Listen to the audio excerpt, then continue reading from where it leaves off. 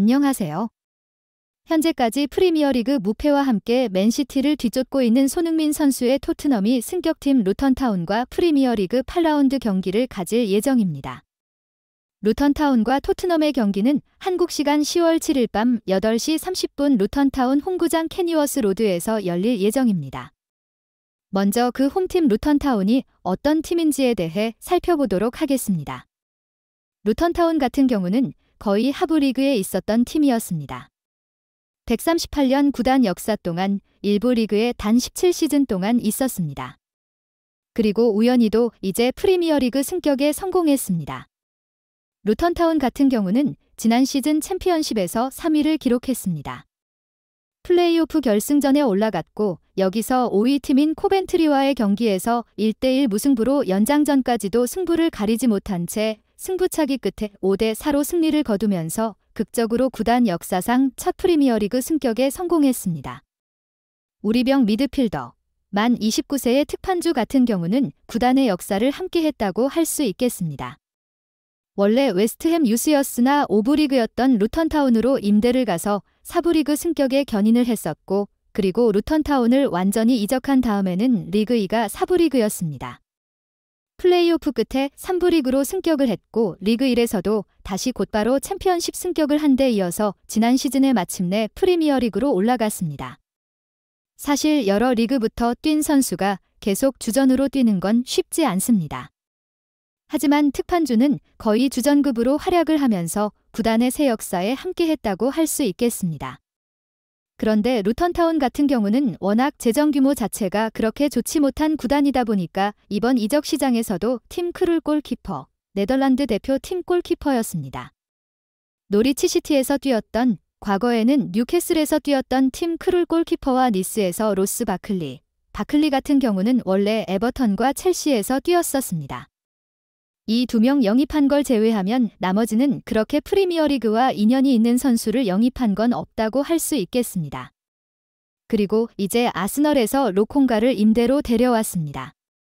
나머지는 맨시티 유망주인 카보레를 임대로 데려왔고 과거 맨유에서 뛰었던 타이틀 추격자를 또 임대로 버밍엄 시티에서 데려왔고 현재 맨유 유망주인 맨기를 영입한 것 정도가 전부라고 할 수 있겠습니다. 즉 이적 시장에서의 움직임도 그렇게 활발하지 않았다고 할 수 있습니다. 그래서 이번에 루턴타운은 프리미어리그에서 선수단 이적료 가치가 가장 낮은 팀입니다.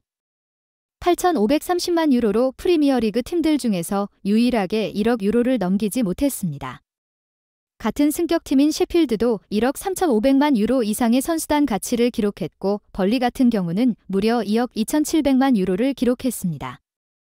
그러나 리버풀 같은 경우 5위에 위치하고 있는 이유는 1군 선수단이 25명밖에 없기 때문입니다.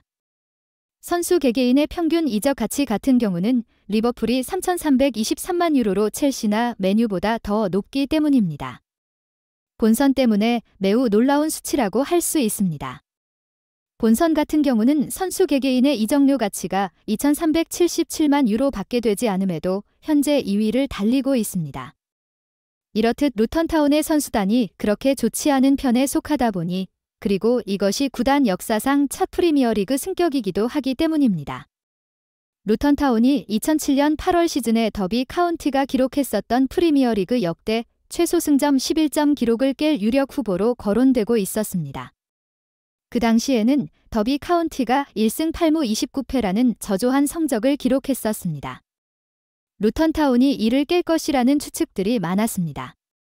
하지만 이번 시즌 성적을 놓고 보면 프리미어리그에서는 1승 1무 5패로 그렇게 좋지 못한 성적을 거두었지만 그래도 지난 주말 에버턴 원정에서 2대1로 승리하면서 더비 카운티보다는 조금 빠른 시즌 시작을 알린 것으로 보입니다. 다만 리그컵까지 포함하면 4부리그 팀인 질링엄 앵거에는 3대2로 승리하였으나 이 경기는 홈경기였습니다. 3부리그 팀인 엑시터 원정에서 상대 선수가 퇴장당했음에도 0대1로 패하여 조기 탈락을 겪었습니다. 그러나 어쨌든 프리미어리그에서는 1승 1무 5패로 17위에 위치하고 있습니다. 그래서 10월 1일에 있었던 에버턴전에서 구단 역사상 첫 프리미어리그 승리를 거뒀습니다. 로키어와 모리스의 골로 2대1로 승리했습니다. 그러나 경기 내용을 보면 승리가 상당히 놀랄만한 경기였다고 할 수 있습니다. 에버턴에게 23회의 슈팅을 허용했습니다. 그래서 예상 득점수도 에버턴이 89골, 루턴이 0.9골이었습니다. 즉, 에버턴이 3대1로 승리할 만한 경기였지만 카민스키 골키퍼가 환상적인 선방을 통해 에버턴 원정에서 승리를 가져온 루턴타운이었습니다. 그래서 공격 위협 그래프를 살펴보면 루턴타운은 전반에는 잘 싸웠습니다. 24분에 공격을 이어가면서 선제골을 넣었고 상대의 공격을 허용하다가 역습으로 31분에 추가골을 넣었습니다. 그 이후에는 에버턴에게 말 그대로 맞았지만 41분에 실점한 것을 제외하고는 카민스키 골키퍼의 환상적인 선방 덕분에 2대1로 승리를 거뒀습니다. 루턴타운은 그 홈구장이 상당히 독특하다는 것으로 유명합니다. 구장 규모는 프리미어리그뿐만 아니라 챔피언십, 일부 리그일지라도 가장 작은 구장입니다. 그리고 흥미로운 점은 원정석 경우에는 일반 가정집을 지나가야 합니다. 이것은 그 일반 가정집 아래에 통로가 있다는 것입니다. 일반 가정집들이 구장을 둘러싸고 있습니다. 그래서 지붕 위로 올라가면 경기를 공짜로 볼 수도 있는 그런 구장입니다.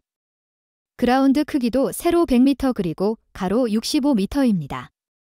통상적으로 프리미어리그 경기장 그라운드 사이즈는 세로 105m, 가로 68m입니다. 이것과 비교하면 상당히 그라운드 크기가 작다는 것을 알 수 있습니다.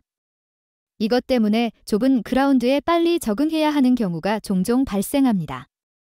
그래서 톱 3 선수들이 좁은 그라운드에 빨리 적응해야 한다는 것을 알 수 있습니다. 그러나 그라운드가 작은 만큼 역습할 때의 속도가 상당히 살아날 가능성이 있습니다.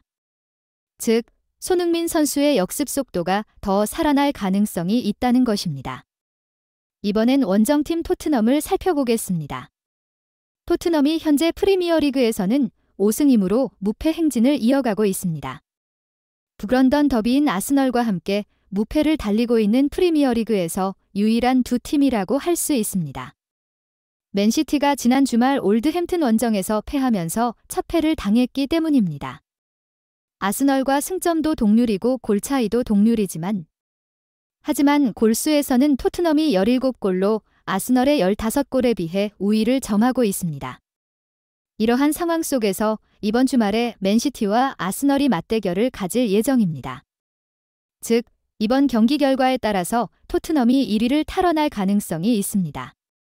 만약 그 맨시티와 아스널의 경기가 무승부로 끝난다면 토트넘만이 루턴타운을 이기면 바로 1위를 차지할 수 있습니다.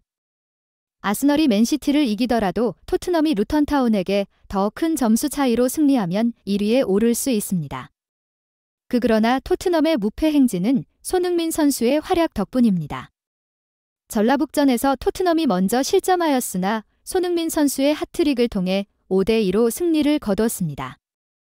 아스널과의 북런던 더비에서 고전하였지만 손흥민 선수가 멀티골을 넣어 2대1로 승리를 이끌었습니다. 리버풀전은 오프사이드 논란이 있었지만 손흥민 선수가 활약을 하여 승리를 이끌었습니다. 손흥민 선수 전체 슈팅은 20회로 이 중 9월에만 6골을 넣고 있는데요. 그러면서 손민 선수는 프리미어리그 9월 이달의 선수 후보로 등극했습니다. 경쟁 선수들을 놓고 보면 올리 와킨스가 4골 리더홈으로 5개의 공격 포인트를 올리고 있고요. 모하메드 살라가 2골 리더홈으로 4개의 공격 포인트, 훌리엔 알바레스가 2골 리더홈으로 4개의 공격 포인트, 그리고 페두르 네트가 1골 3도움으로 4개의 공격 포인트, 트리피어가 4도움으로 4개의 공격 포인트, 그리고 제로드 보헨이 3골로 3개의 공격 포인트를 기록하고 있는데요. 송은민 선수가 팀 성적도 상당히 좋고 공격 포인트도 가장 많으니까 9월 이달에 선수에 오를 가능성이 매우 높다고 할 수 있겠습니다. 오늘 영상이 마음에 드셨다면 좋아요와 구독 부탁드립니다. 날씨가 쌀쌀해지는 가을, 여러분의 건강 챙기시고 즐거운 일상 되세요. 다음 영상에서 뵙겠습니다. 감사합니다.